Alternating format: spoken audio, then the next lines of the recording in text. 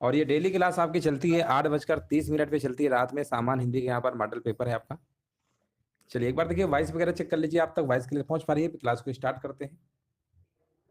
कर लीजिए आप तक वॉइस क्लियर पहुंच। चलिए यहाँ पर देखिए सामान्य हिंदी के यहाँ पर पहला प्रश्न आपसे पूछा गया है, आपको यहाँ पर जवाब देना है। लिखा हुआ है पेड़ बढ़ता गया, इस वाक्य में प्रयुक्त संयुक्त क्रिया का नाम आपको बताना है यहाँ पर क्या होना चाहिए। अब देखिए संयुक्त क्रिया होती क्या है। संयुक्त क्रिया आपके इसके टोटल आपके 11 भेद होते हैं। संयुक्त क्रिया के आपके टोटल कितने भेद होते हैं? 11 भेद होते हैं। और 11 भेद में कौन कौन से होते हैं? एक आपका आरंभ बोधक होता है, दूसरा समाप्ति बोधक होता है, तीसरा अवकाश बोधक होता है, फिर अनुमति बोधक होता है, नित्यता बोधक होता है, आवश्यकता बोधक होता है, निश्चय बोधक होता है, इच्छा बोधक होता है, अभ्यास बोधक होता है, शक्ति बोधक होता है और पुनरुक्त बोधक होता है। यानी टोटल आपके 11 होते हैं भेद। अब आरंभ बोधक में क्या होता है कि जिस वक्त में किसी क्रिया के आरंभ होने का बोध होगा उसे आरंभ बोधक कहते हैं, है ना। ये सब आपकी है। समाप्ति बोधक की बात करेंगे, जिस क्रिया से समाप्ति का बोध हो, है ना। जैसे मोहन खाना खा चुका है, सोवन सो चुका है ना। ये आपका समाप्ति बोधक होगा। अवकाश बोधक में क्या होता है? ऐसी क्रिया जिसमें किसी क्रिया को निष्पन्न करने के लिए अवकाश का बोध हो, अवकाश बोधक क्रिया कहलाती है। जैसे हमने कहा रमेश बहुत मुश्किलों के बाद ठीक हो पाया है, मुझे बड़ी मेहनत के बाद नौकरी मिल पाई है ना। इस टाइप के अवकाश बोधक में आएगा।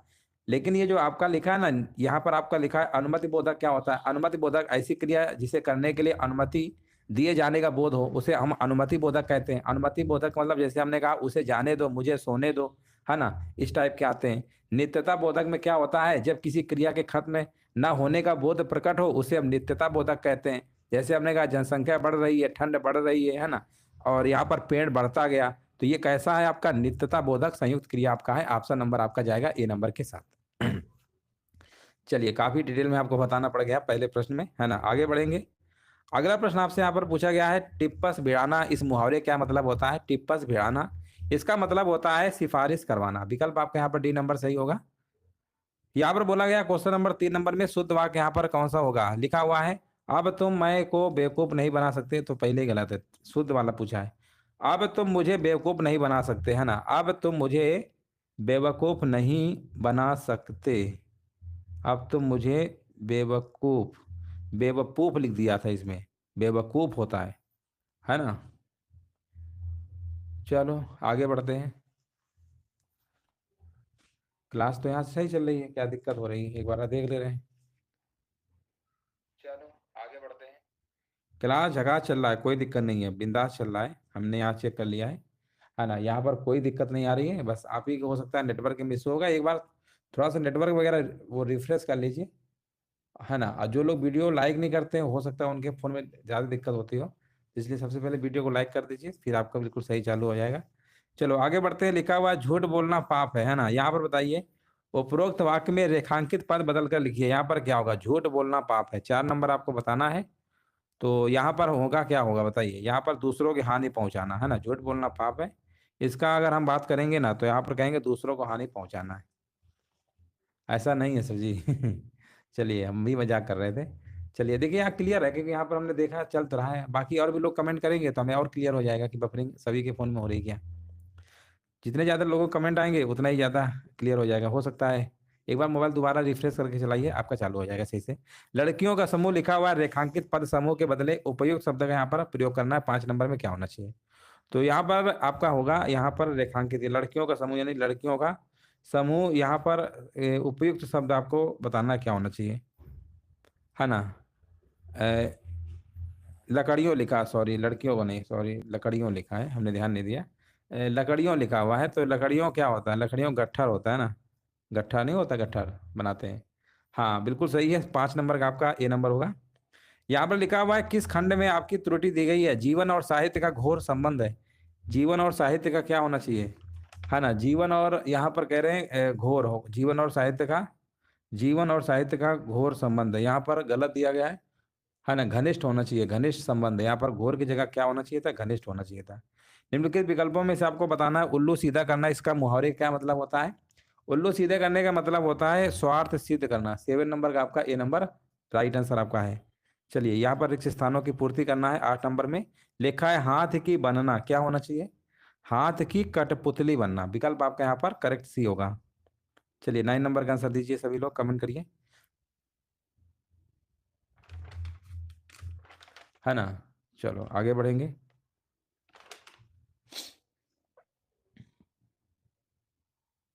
वो सही है आपका। चलिए आगे बढ़िए।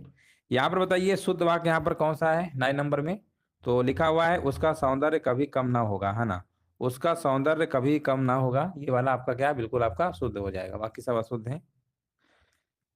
यहाँ पर बताइए निम्नलिखित किस वाक्य में खल के सही पर्यायवाची शब्द का प्रयोग हुआ है। खल का सही पर्यायवाची आपको बताना है, यहाँ पर क्या होना चाहिए 10 नंबर में।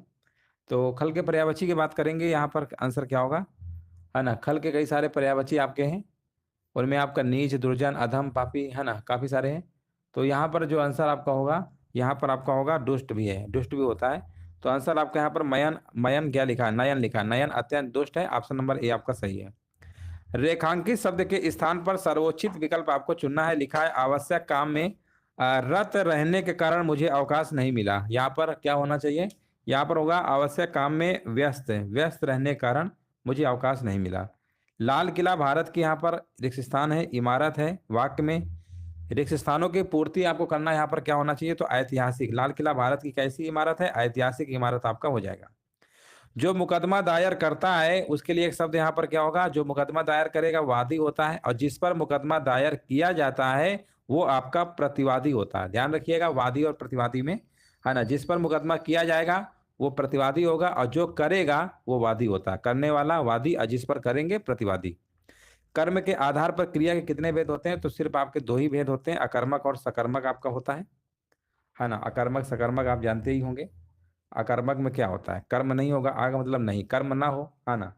तो वो आपका सिर्फ कर्ता क्रिया होगा कर्मक में, सकर्मक में कर्ता क्रिया कर्म तीनों आपके होते हैं। चलिए आगे बढ़ेंगे। यहाँ पर देखिए नेक्स्ट प्रश्न आपको बताना है 15 नंबर में, निम्नलिखित वाक्यों में से कौन सा वाक्य संज्ञा के प्रयोग की दृष्टि से आपका शुद्ध दिया गया है ना। कौन सा शुद्ध दिया गया है यहाँ पर आपको कमेंट करना है, 15 नंबर में आपको जवाब देना है, लिखा है। चलिए यहाँ पर 15 नंबर का बताइए क्या होना चाहिए।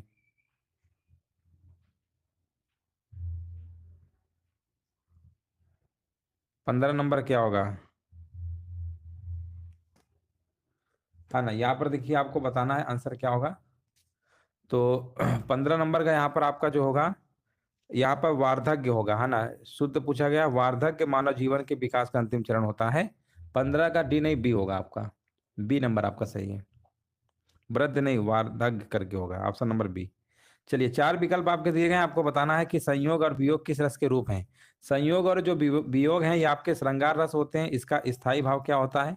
श्रृंगार रस का स्थायी भाव जो आपका होता है क्या होता है, रति होता है, ठीक है ना।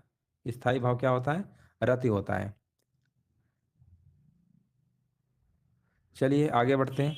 रघुपति राघव राजा राम, है ना। यहाँ पर बताइए कौन सा अलंकार है, तो अनुप्रास होगा, रावण की आवृत्ति बार बार देखने को मिल रही है। अगला प्रश्न है भाव विलास और रस विलास कृति के लेखक कौन है।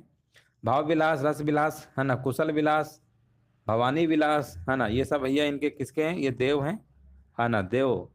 आगे बढ़ेंगे। मलबे का मालिक कहानी के कहानीकार कौन है। मलबे का मालिक कहानी के जो कहानीकार हैं उनका नाम है आपका मोहन राकेश, 19 नंबर का बी आपका सही होगा। कौन सा विकल्प आपका उद्धरण चिन्ह का है, यहाँ पर देखिए उद्धरण चिन्ह आपको बताना है, यहाँ पर 20 नंबर में जवाब क्या होना चाहिए। उद्धरण चिन्ह में आपका लिखा है पद्म श्री, यहाँ पर देख रहे हैं ना, एक गहरा उद्धरण लगा है, जो कामा लगा हुआ है आपका ऊपर, ये गहरा है, एक दोहरा उद्धरण होता है।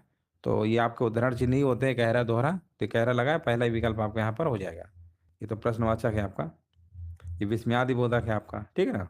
चलो आगे बढ़ेंगे। यहाँ पर बताइए उस विकल्प का चयन करिए, लिखा है वर्ण स्वर की सहायता से बोले जाते हैं उन्हें हम क्या कहते हैं। जो वर्ण स्वर की सहायता से बोले जाते हैं उन्हें हम क्या कहते हैं। 21 नंबर में क्या होगा, उन्हें हम व्यंजन कहते हैं, है ना। व्यंजन को ही हम क्या करते हैं, स्वर की सहायता से बोलते हैं, है ना। जैसे मान लो एक का लिखा हुआ है, तो अब इसमें क्या है, इसमें क्या है, ये एक तरीके से आपका वर्ण है, इसमें स्वर व्यंजन दोनों हैं, लेकिन अगर व्यंजन केवल आपको लिखना है तो ये हलंत लगा दीजिए, ये आपका हो गया व्यंजन में, ठीक है ना। का प्लस आ, देखो ये क्या व्यंजन हो गया, स्वर हो गया, स्वर व्यंजन से मिलकर क्या बना का, ये चीज होती है। आगे बढ़ेंगे। वर्णमाला में 52 वर्ण होते हैं टोटल, है ना, 52 होते हैं हिंदी में। चलिए अल्प विराम का यहाँ पर आपसे साइन पूछा गया है।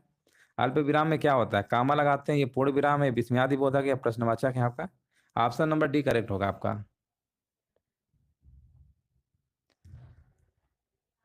चलिए आगे बढ़ेंगे, अगला प्रश्न बताइए। यहाँ पर देखिए लिखा हुआ है, आपका प्रश्न है, 4 विकल्प दिए गए हैं, उस सही विकल्प का चयन करिए। लिखा जो बताता है कि इनमें से कौन सी मीराबाई द्वारा रचित रचना आपकी नहीं है। कौन सी रचना आपकी नहीं है मीराबाई द्वारा रचित? तो यहाँ पे आंसर आपका होगा वैदेही वनवास जो है ये नहीं है। ये जो रचना है किसके, इसके रचनाकार कौन है? अयोध्या सिंह उपाध्याय हरिऔध जी हैं भैया, है ना। और यहाँ पर बिल्कुल करेक्ट आंसर है वैदेही वनवास, यहाँ पर इन्हीं का है। एक इनका और भी है, क्या बोलते हैं, प्रिय प्रवास, जो खड़ी बोली का प्रथम महाकाव्य माना जाता है, प्रिय प्रवास, वो भी इन्हीं का है। किनका? अयोध्या सिंह उपाध्याय हरिऔध जी का है। अयोध्या सिंह हरिऔध उपाध्याय की प्रसिद्ध रचना कौन सी है? देखिए 24 नंबर पूछ भी लिया गया है। अगला प्रश्न है जो आपका ये क्या बोलते हैं, बी नंबर होगा, प्रिय प्रवास, है ना। प्रिय प्रवास यहाँ पे बिल्कुल करेक्ट आंसर आपका हो जाएगा। हाँ बिल्कुल है, हाँ खड़ी बोली हिंदी का महाकाव्य भी प्रिय प्रवास ही है। चलिए ह्रस्व व दीर्घ स्वर जो है इनमें से किसके प्रकार होते हैं? 4 आपके ह्रस्व स्वर होते हैं, छोटा आ, छोटी छोटा ऊ और इसी वाला, है ना। 4 आपके ह्रस्व स्वर होते हैं। कई बार तो ह्रस्व स्वरों की संख्या ही पूछ लेता है कितने। चलो बताइए ह्रस्व व दीर्घ इनमें से किसके प्रकार है 30 नंबर में? तो ये आपके स्वर के ही प्रकार हैं, स्वर में आते हैं। चलो यहाँ पर बताइए कौन सा विकल्प आपको बताना है। सही संधि विच्छेद वाला है। उल्लास का संधि विच्छेद करेंगे तो क्या आएगा? उल्लास का करेंगे तो उत प्लस लास आएगा। ऑप्शन नंबर आपका ए नंबर ही आपका बिल्कुल करेक्ट आंसर आपका है। चलिए अगला प्रश्न आपका समास का है। कनफटा, है ना। कनफटा में बताइए कौन समास होगा। और वैसे भी समास आपके 6 प्रकार के होते हैं, उन्हीं में से कोई एक होगा। 32 नंबर में आंसर क्या होगा बताइए, कनफटा, है ना। कनफटा में क्या होगा, आंसर दीजिए सभी लोग। हाँ कान है फटे हुए जिसके, है ना, कन फटा। ये बहुब्रीहि समास आपका होगा। बहुब्रीहि समास देख लीजिए किनका किनका जवाब आ रहा है। ऑप्शन नंबर कह रहे हैं पहला ही होगा, बिल्कुल सही जवाब है। आगे बढ़िए, यहाँ पर देखिए क्वेश्चन नंबर 33 नंबर, एक और प्रश्न आपके सामने है, समास विग्रह का ही है। लिखा हुआ है कौन सा समास विग्रह वाला पद है? समास विग्रह वाला पद आपको बताना है यहाँ पर क्या होना चाहिए। देखिए यहाँ पर लिखा है कार्य में दक्ष। कार्य में दक्ष का मतलब कार्य दक्ष होगा, है ना। कार्य में दक्ष यानी कार्य, कार्य दक्ष होगा, ठीक है ना। तो यही आंसर इसका हो जाएगा आपका, तत्पुरुष समास से बिल्कुल सही है, बी नंबर ही होगा समास विग्रह। वर्ष 2023 में ब्यास सम्मान के लिए किसे चुना गया है? 34 नंबर में आपको बताना है। ब्यास सम्मान की जो स्थापना है के बिरला फाउंडेशन जो ग्रुप है उसके द्वारा दिया जाता है। इसकी स्थापना 1991 में की गई थी। 2023 में अगर हम बात करेंगे 33वां ब्यास सम्मान है। कौन से नंबर का है? 33वां ब्यास सम्मान है। 2023 में लास्ट में कितना है? 3 है, तो समझ जाना कि 33वां ही है, ठीक है। 33वां जो सम्मान है ये दिया गया है, किसको दिया गया है? ये हिंदी लेखिका है पुष्पा भारती। पुष्पा भारती कहाँ पे लिखा हुआ है? पहला विकल्प होगा। और उनका जो संस्मरण है यादें, यादें और यादें, ठीक है ना। यहाँ पर 2022 का कह रहे हैं ज्ञान चतुर्वेदी को दिया गया था पागल खाना के लिए,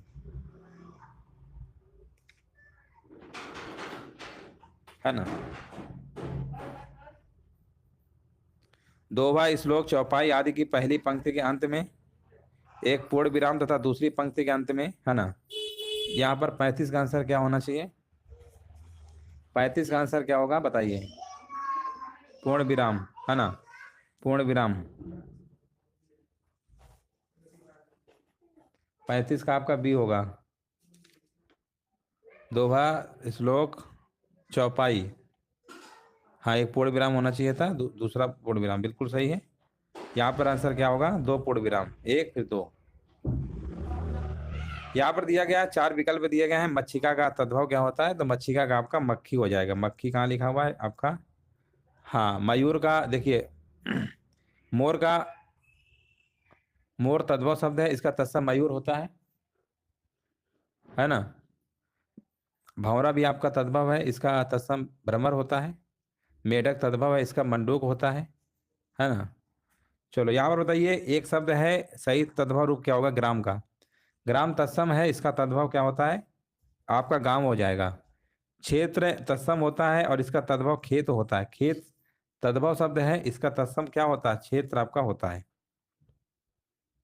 चलिए आगे बढ़ेंगे, दूसरा टेस्ट यहाँ से स्टार्ट आपका हो चुका है। चलिए क्वेश्चन नंबर देखिए, पहला नंबर आपसे पूछा गया है। यहाँ पर लिखा हुआ है चांद का मुंह टेढ़ा है, इनमें से किस कवि की रचना है? चलिए क्वेश्चन नंबर देखिए, यहाँ पर आपको जवाब देना है। चांद का मुंह टेढ़ा है, इनमें से किस कवि की रचना है? तो ये जो आपकी है ना, ये मुक्ति बोध, ऑप्शन नंबर बी होगा। बी नंबर बिल्कुल सही जवाब आपका है। जिनका भी बी आ रहा है ना, बिल्कुल सही आंसर आपका हो जाएगा। आगे बढ़िए। दूसरा विश्व हिंदी सम्मेलन कब और कहाँ कहाँ पे हुआ था? दूसरा विश्व हिंदी सम्मेलन, देखिए पहला तो आपका हुआ था, कहाँ हुआ था? नागपुर में हुआ था, है ना, 1975 में हुआ था। दूसरा आपका कहाँ हुआ था? दूसरा आपका 1976 में हुआ था। दूसरा आपका 1976 में, जस्ट एक साल बाद ही करवा दिया था, है ना। और ये मॉरिशस की राजधानी पोर्ट लुइस में हुआ था आपका। मॉरिशस की राजधानी थी। पहला भारत में हुआ नागपुर में 1975 में, दूसरा आपका 1976 में, जस्ट एक साल ही बात करवा दिया, पोर्ट लुइस जो मॉरिशस की राजधानी है। तीसरा फिर भारत में होता है ना, नई दिल्ली में। तीसरा फिर चौथा आपका फिर होता है, लेकिन तीसरा जो भारत में होता है वो 1983 में होता है तीसरा। चौथा फिर आपका मॉरिशस में ही होता है, मॉरिशस की राजधानी पोर्ट लुइस में होता है 1993 में। चौथा मतलब तीसरा 1983 और चौथा आपका 1993। चलो आगे बढ़ते हैं। इनमें से कौन सा शब्द आपका अरण्य का पर्यायवाची शब्द नहीं है? अरण्य का पर्यायवाची देखिए यहाँ पर विपिन, कांतार, कानन होता है, लेकिन बाखर आपका नहीं होगा। बाखर शब्द अरण्य का पर्यायवाची नहीं है, बाकी सब हैं आपके। और भी है इसके अरण्य के पर्यायवाची, जंगल, वन, है ना, कई सारे हैं। आगे बढ़ेंगे। सही वर्तनी वाला देखिए यहाँ पर आपको शब्द बताना है, वर्तनी से प्रश्न लिया गया है। चलिए यहाँ पर 4 नंबर का आंसर क्या होना चाहिए? अभिव्यंजनावाद। अभिव्यंजनावाद ऑप्शन नंबर बी आपका बिल्कुल करेक्ट आंसर आपका हो जाएगा। चलिए नेक्स्ट प्रश्न बताइए। यहां पर पूछा गया इनमें से संदेश राशक के रचयिता कौन है? संदेश राशक के रचयिता कौन है ना, संदेश राशक राशक के रचयिता कौन है, रचनाकार कौन है? उनका नाम है अब्दुल रहमान, है ना, अब्दुल रहमान। इनमें से किस पुस्तक को व्यास सम्मान अभी जो है प्राप्त नहीं हुआ है ना, किसे नहीं प्राप्त हुआ है? कौन सी पुस्तक है? ये आपकी है अलमा कबूतरी। अलमा कबूतरी जो है व्यास सम्मान नहीं मिला है ना। बाकी चाहे कट गुलाब हो, चाहे आलोचना का पक्ष हो, या पहला गिर मिटिया हो, ये सभी को मिल चुका है ना, सभी को मिल चुका है, याद रखिएगा। हाँ 2022 में कह रहे हैं कि पागल खाना के लिए आपका दिया गया था ज्ञान चतुर्वेदी को, बिल्कुल सही है। 2023 का जो व्यास सम्मान था पुष्पा भारती को। चलिए आगे बढ़ेंगे। रुद्र संप्रदाय के प्रवर्तक कौन है? रुद्र संप्रदाय के जो प्रवर्तक हैं आपके विष्णु स्वामी जी हैं। ऑप्शन नंबर आपका ए होगा। कई सारे हैं, है ना, जैसा कि आप वल्लभाचार्य जानते हैं ना, ये शुद्धात्व द्वैतवाद के हैं, शुद्धा द्वैतवाद के हैं, ठीक है ना। और आपके जो मध्वाचार्य जी है ना, ये द्वैतवाद के केवल है, केवल द्वैतवाद के।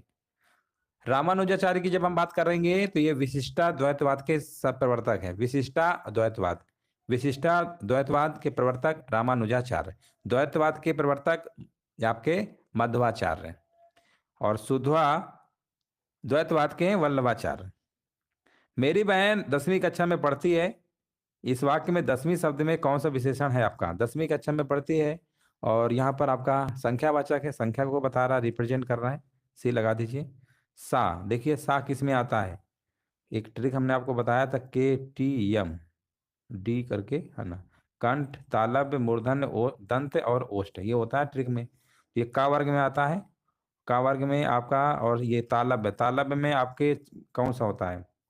चा वर्ग आता है। चा वर्ग तो सभी आते ही हैं, है ना। चा के बाद इसमें या भी आता है और ये वाला सा भी आता है ना। ये किस में आता है? एक कंठ, तालब, तालब में आता है, तालु में, तालु में होगा ना, डी नंबर, डी नंबर होगा, बिल्कुल सही है।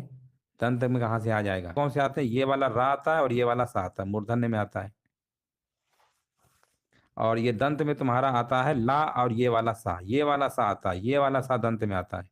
अगर ये वाला सा लिखा होता ना तब दंत में लगाइएगा, इसे ध्यान रखिएगा। और ये वाला सा अगर आएगा तो किस में लगाएंगे? हम्म, मूर्धन्य में लगाइएगा, ठीक है। चलो आगे बढ़ेंगे। क्लियर हो गया। आचार्य भरत ने रसों की संख्या कितनी मानी है? 10 नंबर में कितनी मानी है? यहाँ पर आंसर क्या होगा? 8 मानी है, बिल्कुल सही जवाब है।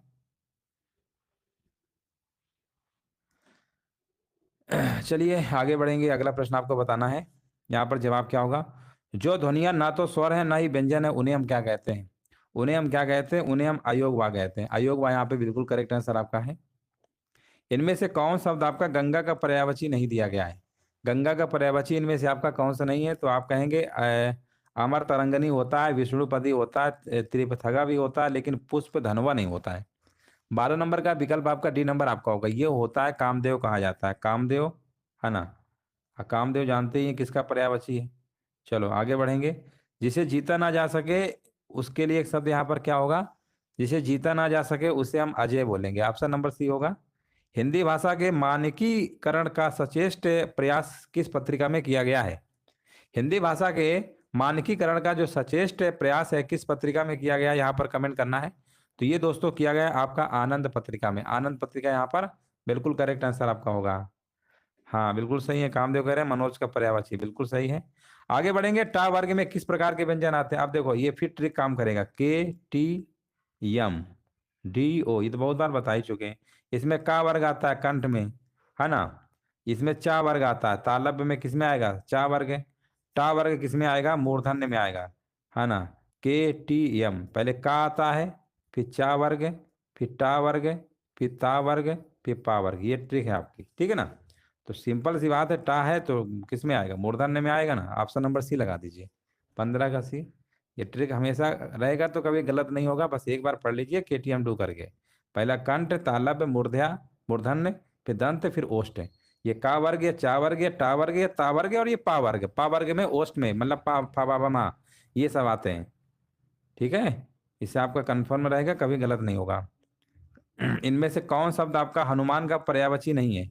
हनुमान का पर्यायवाची इनमें आपका कौन सा नहीं है? तो आप कहेंगे सर आग्नेय नहीं होगा, है ना। आग्नेय नहीं होगा। बाकी हनुमान के पवन सुत, पवन कुमार, महावीर, रामदूत कई सारे हैं आपके, है ना। बजरंग बली सब आपके हनुमान की तो पर्यायवाची हैं, है ना। आग्नेय हनुमान का पर्यायवाची नहीं होगा। बिल्कुल सही आंसर है, बी होगा। निम्न उपन्यासों में बताइए कौन सा मृदुला मृदुला गर्ग द्वारा रचित नहीं है? अब मृदुला गर्ग अभी एक रिसेंटली एग्जाम में पूछा गया था। अब प्रश्न ये पूछा था कि बताइए 2013 में जो इनको भैया मृदुला गर्ग है, इनको एक उपन्यास मतलब वो क्या कहते हैं साहित्य अकादमी पुरस्कार दिया गया था, 2013 में दिया गया था। तो पूछे थे कौन से उपन्यास के लिए दिया गया था, अभी रिसेंटली पूछा गया एग्जाम में। तो इन्हें 2013 में जो मृदुला गर्ग है उनको जो उपन्यास था, इनका नाम था मिलजुल मन। कौन सा नाम था याद रखिएगा, मिलजुल मन। यहाँ हम लिख दे रहे हैं मिलजुल मन, मिलजुल, मिलजुल मन, ठीक है ना। मिलजुल मन जो है 2013 में इनका उपन्यास आया था, साहित्य अकादमी पुरस्कार इनको दिया गया था, याद रखिएगा, इंपॉर्टेंट प्रश्न है आपका। और इनमें बोला गया कौन सा इनका नहीं है, तो आपका रुकोगी नहीं राधिका यही नहीं है, बाकी इनके सब हैं। चित्त कोबरा, मैं और ये सब है आपके। ऑप्शन नंबर बी आपका हो जाएगा। चलिए आगे बढ़ेंगे। यहाँ पर 18 नंबर में बताना है सही वाक्य की पहचान करना है। यहाँ पर क्या होना चाहिए? सही वाक्य। सही वाक्य की जब हम बात करेंगे, है ना, रुकोगी नहीं राधिका, ये ऊषा प्रिबंधा द्वारा लिखा गया है। चलिए यहाँ पर सही वाक्य की पहचान करिए। 18 नंबर, वाह नहीं वह लिखा, वह क्या जाने कि मैं कैसी कैसे जी रहा हूँ, वह क्या जाने कि मैं कैसे जी रहा हूँ, ठीक है ना। ये सही वाक्य है आपका, बिल्कुल सही दिया गया है, पूरी तरीके से शुद्ध है आपका। हिंदी में इनमें से किस भाषा परिवार के अंतर्गत आती है? हिंदी जो है इनमें से किस भाषा परिवार के अंतर्गत आती है? तो आप कहेंगे सर ये तो आसान है, भारोपी है। ऑप्शन नंबर बी, बहुत बढ़िया, बिल्कुल सही जवाब दिया गया है, बिल्कुल राइट आंसर दिया गया है, बिल्कुल सही है।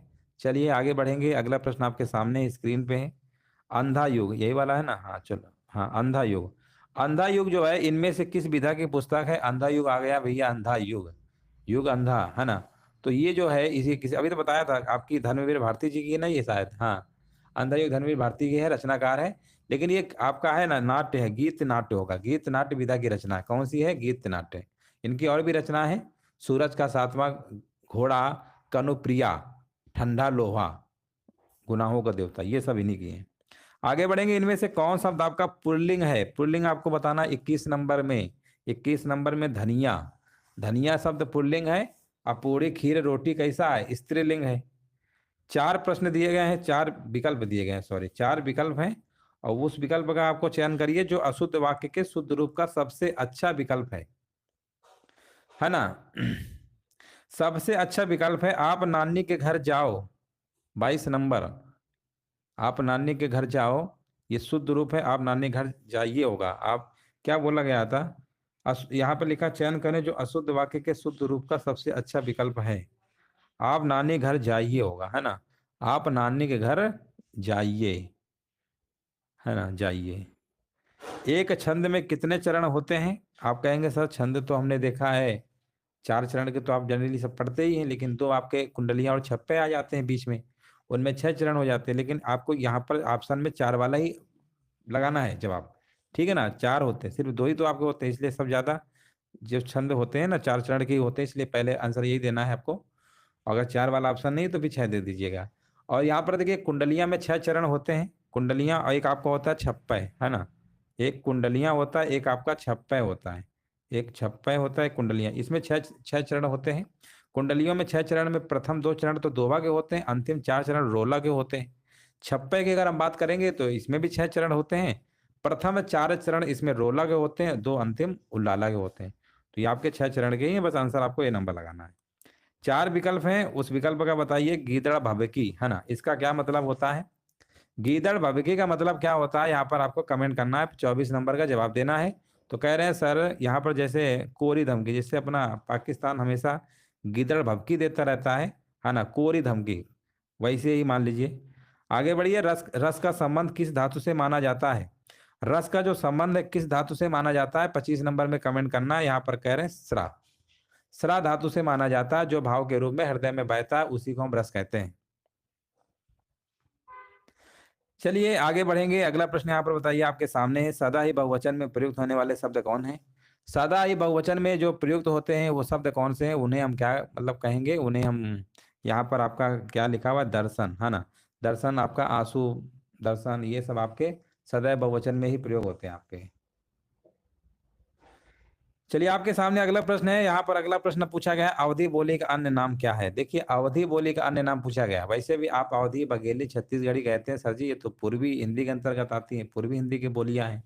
हाँ, अपभ्रंश की बात करेंगे तो अर्धमागधी अपभ्रंश है। लेकिन यहाँ पर जो प्रश्न आपसे पूछा गया है ना, वो पूछा गया है इसका अन्य नाम क्या है? 27 नंबर में ध्यान दीजिएगा। अवधी बोली का अन्य नाम कोसली है। हमने कहा बनाफरी किसका है? मतलब अगर पूछ लेता बुंदेली, मान लो पूछ लेता ऑप्शन में, बुंदेली जो है किस अन्य बोली का नाम है? तो यहाँ पर बनाफरी आपको लगा देना, बुंदेली, बनाफरी।